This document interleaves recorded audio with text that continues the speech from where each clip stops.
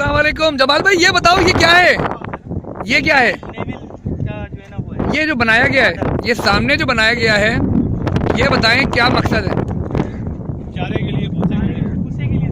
अच्छा, तो इसको मतलब आपकी गाड़ी उतरेगी भूसे की, हाँ, और ऐसे ही यहाँ पर रहता है कि भूसा उड़ेगा। अच्छा, ये गाड़ी ये क्या कहलाता है? ये बस बच्चों के लिए ढक बना है।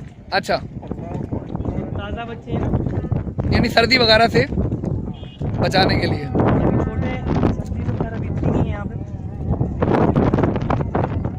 सही।